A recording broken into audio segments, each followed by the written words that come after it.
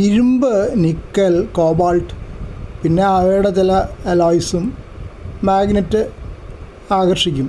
അതേസമയത്ത് ചെമ്പ്, manganese, aluminium അതൊന്നും മാഗ്നറ്റ് ആകർഷിക്കില്ല.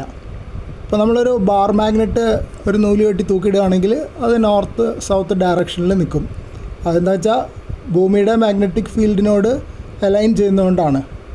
അപ്പോൾ നോർത്ത് പോളും സൗത്ത് പോളും കൃത്യമായിട്ട് മാഗ്നറ്റിക് സൗത്ത് പോളും നോർത്ത് പോളും ജിയോഗ്രാഫിക് നോർത്ത് പോളും സൗത്ത് പോളിന് ഈക്വൽ അല്ല, ചെറിയ വ്യത്യാസമുണ്ട്.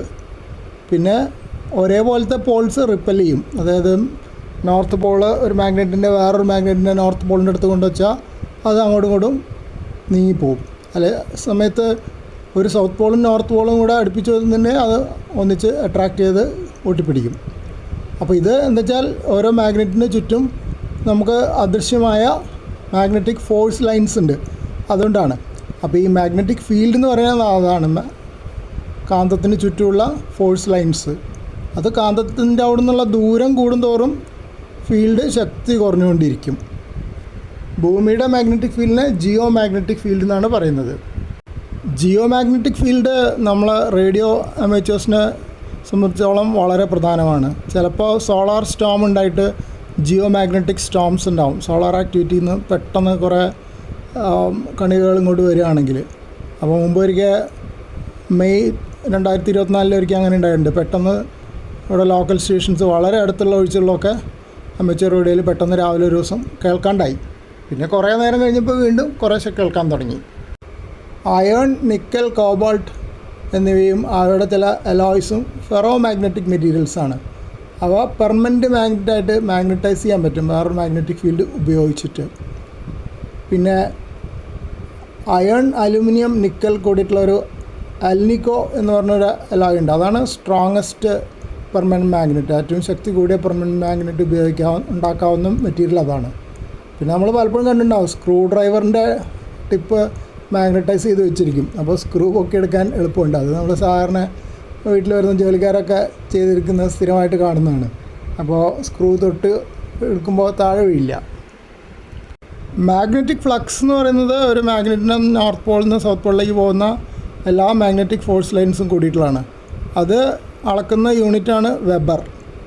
പിന്നെ ഒരു നിശ്ചിത ഏരിയയിൽ ഇത്ര ചതുരശ്ര സെൻറ്റിമീറ്ററോ അല്ല അങ്ങനെ ആ ഭാഗത്ത് ഇത്ര ഫ്ലക്സ് ലൈൻ ഉണ്ട് എന്നുള്ള ആ ഫ്ലക്സ് ഡെൻസിറ്റി അതിന് ടെസ്ല എന്ന് പറഞ്ഞ യൂണിറ്റാണ് ഉപയോഗിക്കുന്നത്. മാഗ്നറ്റിക് ഫ്ലക്സിൻ്റെ ഡെൻസിറ്റിക്ക്, അതായത് lines per unit area perpendicular to the direction of magnetic field, അതിന് ടെസ്ല എന്ന് പറഞ്ഞ യൂണിറ്റ് ഉപയോഗിക്കുന്നത്. പെർമനൻറ്റ് മാഗ്നറ്റുകൾക്ക് പല ഉപയോഗങ്ങളുണ്ട്. ലൗഡ് സ്പീക്കറിൻ്റെ പിന്നിൽ പെർമനൻറ്റ് മാഗ്നറ്റ് ഒരു എല്ലാവരും കണ്ടിട്ടുണ്ടാവും. ഹെഡ്ഫോൺസിലുണ്ട്. പിന്നെ പല പല മീറ്ററുകളിൽ, അതായത് മൾട്ടിമീറ്റർ പോലെയുള്ള ഗാൽവനോമീറ്റർ, അമ്മീറ്റർ, അതിലൊക്കെ കോയിൽ ഉപയോഗിച്ചിട്ടുള്ള ഇപ്പോഴത്തെ ഡിജിറ്റൽ സംവിധാനമല്ല പറയുന്നത്. അതിലൊക്കെ മാഗ്നറ്റ് ഉണ്ടാവും. അപ്പോൾ അതിൻ്റെ നടുക്കൊരു കോയിൽ വെച്ചിട്ടുണ്ടാവും. അതിൽ ഇലക്ട്രോ മാഗ്നറ്റിക് ഫീൽഡ് ഉണ്ടാകുമ്പോൾ ആണ് ഡിഫ്ലക്ഷൻ വന്നിട്ട് നമ്മൾ നീഡിൽ മൂവ് ചെയ്തിട്ട് മീറ്ററുകളിൽ മൂവ്മെൻറ്റ് കാണുന്നു. ലൗഡ് സ്പീക്കറിലാണെങ്കിൽ സൗണ്ടായിട്ട് കേൾക്കണു. ഒരു വയർ കൂടെ ഇലക്ട്രിക് കറണ്ട് പാസ് ചെയ്യുകയാണെങ്കിൽ അതിന് ചുറ്റും ഒരു മാഗ്നറ്റിക് ഫീൽഡ് ഉണ്ടാവും.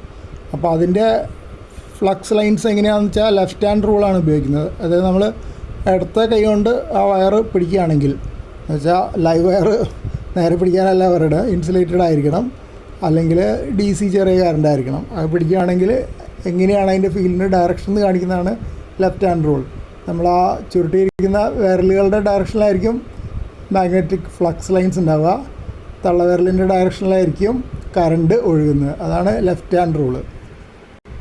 അമേച്വർ റേഡിയോയിൽ ഇലക്ട്രോ മാഗ്നറ്റ്സ് ധാരാളം ഉപയോഗിക്കുന്നുണ്ട്. ഇപ്പോൾ നമ്മൾ ഉപയോഗിക്കുന്ന ട്രാൻസ്ഫോമറുകൾ ഒക്കെ ഇലക്ട്രോ മാഗ്നറ്റിക് ഇൻഡക്ഷൻ വഴിയാണല്ലോ വോൾട്ടേജ് കൂട്ടുകയും കുറയ്ക്കുകയും ചെയ്യുന്നത്.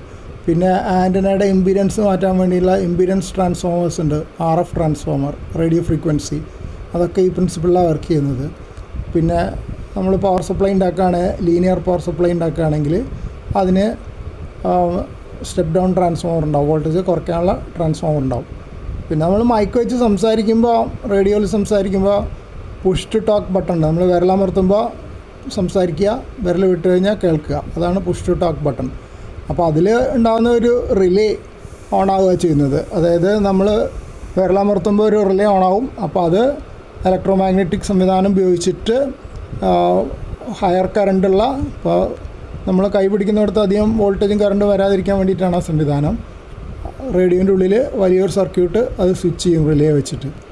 അതേപോലെ തന്നെയാണ് ആൻറ്റന ട്യൂണറിലും ഉപയോഗിക്കുന്നത്. ആൻറ്റന ട്യൂണറിൽ നമ്മൾ ട്യൂൺ ചെയ്യാൻ വേണ്ടിയിട്ട് ഓട്ടോമാറ്റിക് ട്യൂണറിൽ കൊടുക്കുമ്പോൾ അതിൻ്റെ ഉള്ളിൽ പല കപ്പാസിറ്ററുകളും ഇൻഡക്ടറുകളും മാറി മാറി തിരഞ്ഞെടുത്ത് മൈക്രോ പ്രോസസ്സർ അല്ലെങ്കിൽ മൈക്രോ കൺട്രോളർ വെച്ചിട്ട് ഏതാ ബെസ്റ്റ് എന്ന് കണ്ടുപിടിച്ച് അത് ട്യൂണിംഗ് ആയിട്ട് സെറ്റ് ചെയ്യുന്നു. അതാണ് ആൻറ്റന ട്യൂണർ ചെയ്യുന്നത്.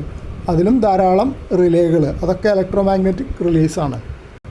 റിലേയിൽ സാധാരണ ഒരു ചെറിയ വോൾട്ടേജ് കൊടുക്കുമ്പോൾ ഒരു കോയിൽ ഇലക്ട്രോ മാഗ്നറ്റായിട്ട് ഒരു മാഗ്നറ്റിക് സ്ട്രിപ്പിനെ അട്രാക്റ്റ് ചെയ്യും. അപ്പോൾ നമ്മൾ വേറൊരു സർക്യൂട്ട് ഓണോ ഓഫ് ആക്കാൻ പറ്റും.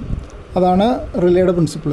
അധികം ഉപയോഗിക്കുന്നത് വലിയ വോൾട്ടേജ് സ്വിച്ച് ചെയ്യാൻ വേണ്ടിയിട്ട് ചെറിയ വോൾട്ടേജ് ഉപയോഗിച്ചിട്ട് സ്വിച്ച് ചെയ്യാൻ പറ്റും. പണ്ട് ഞാൻ വാൾവ് റേഡിയോ ഉണ്ടാക്കിയിരുന്ന കാലത്ത്, അതായത് വാൾവ് ട്രാൻസ്മിറ്റർ ഉണ്ടാക്കിയപ്പോൾ അതിൽ 800 വോൾട്ടൊക്കെ ഉണ്ട് വാക്വം ട്യൂബിൻ്റെ പ്ലേറ്റ് വോൾട്ടേജ്. അതൊക്കെ വെറും 12 വോൾട്ടേജിൻ്റെ റിലേ ഉപയോഗിച്ചിട്ട്, അത് പുഷ് ടു ടാക്ക് ബട്ടൻ്റെ അവിടെ നിന്നാണ് റിലേ എനർജൈസ് ചെയ്യുന്ന കറണ്ട് പോവുക. അപ്പോൾ ഇലക്ട്രോ മാഗ്നറ്റ്സ് ധാരാളമായിട്ട് നമ്മൾ ഉപയോഗിക്കുന്നുണ്ട്.